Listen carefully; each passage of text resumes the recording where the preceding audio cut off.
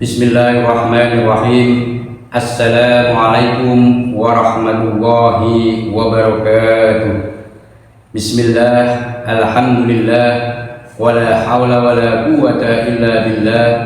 Wassalatu wassalamu ala Muhammadin wa ala alihi wa ashabihi ajma'in. Saudara-saudaraku, kaum muslimin, kaum muslimat dimanapun berada, puji syukur senantiasa kita panjatkan kepada Allah Subhanahu wa Ta'ala yang telah melimpahkan rahmat dan berbagai macam nikmat kepada kita semua, yang mana seandainya kita mencoba untuk menghitungnya, maka niscaya kita tidak akan sanggup untuk menghitungnya. Wa in ta'uddu nikmatallahi la tuhsuha. Salawat dan salam semoga senantiasa tercurahkan kepada junjungan kita Nabi Agung Muhammad sallallahu alaihi wasallam, seorang revolusioner sejati yang telah membawa umat manusia dari zaman jahiliyah, zaman yang penuh kehinaan, menuju peradaban manusia yang agung, yang penuh dengan cahaya Islam.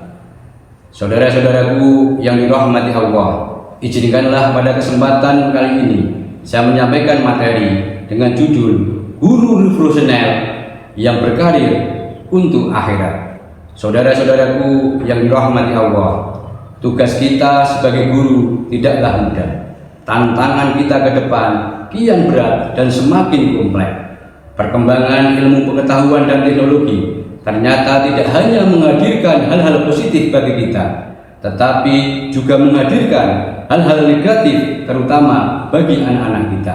Tantangan ekonomi baik di tingkat lokal, regional maupun global yang kian hari kian berat. Belum lagi pengaruh pikiran dan budaya luar yang tidak sesuai dengan budaya bangsa kita, lama-lama mendegradasi moral anak-anak kita. Ditambah lagi beban administrasi bagi guru yang sungguh sangat banyak, membuat kita semakin pusing. Saudara-saudaraku yang dirahmati Allah, untuk menghadapi itu maka seorang guru setidaknya harus memiliki atau melakukan 3 hal. Yang pertama, seorang guru harus senantiasa meningkatkan kualitas dirinya, baik kualitas individualnya, kualitas spiritualnya, kualitas sosialnya, maupun keprofesionalitasnya.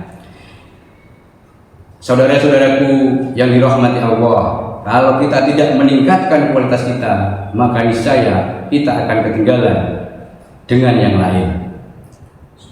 Dahulu ketika perang Badar, Rasulullah SAW bersabda pada sahabat, "Raja'na minal jihadil asghar ila jihadil akbar." Kita baru saja pulang jihad dari peperangan yang kecil menuju peperangan yang lebih besar. Bingung sahabat ini, pusing juga ini sahabat ini.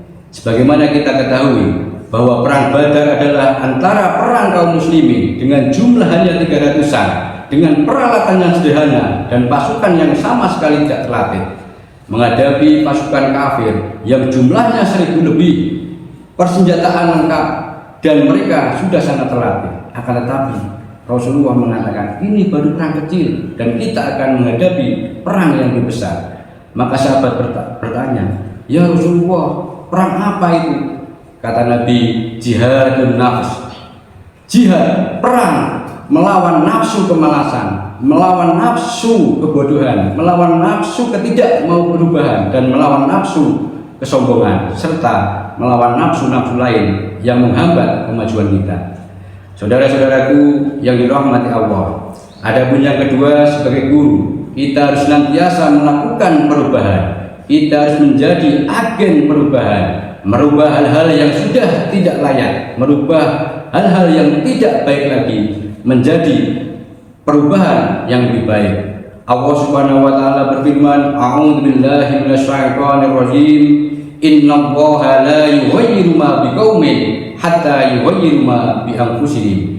Sebuah kaum, suatu kaum tidak akan menjadi baik kecuali kaum itu mau merubah dirinya sendiri. Kalau kita tidak mau berubah, kita tidak mau berubah, maka niscaya kita tidak akan menjadi baik.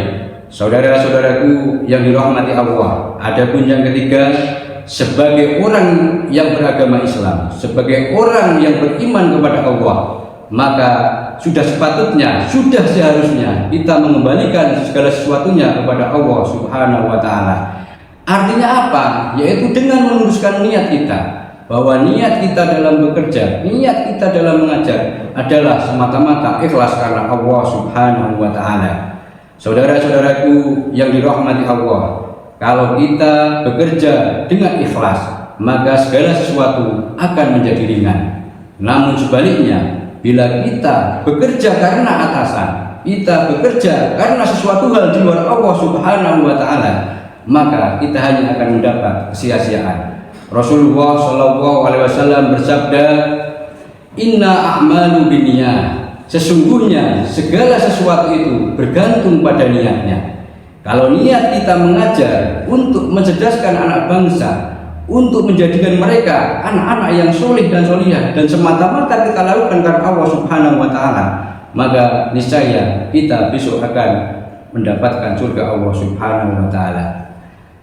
Saudara-saudaraku yang dirahmati Allah, demikian sedikit yang bisa saya sampaikan. Apabila ada kesalahan dan kekurangan, saya mohon maaf yang sebesar-besarnya. Tetap semangat, yakin usaha sampai. Wabillahi taufiq wal hidayah. Wassalamualaikum warahmatullahi wabarakatuh.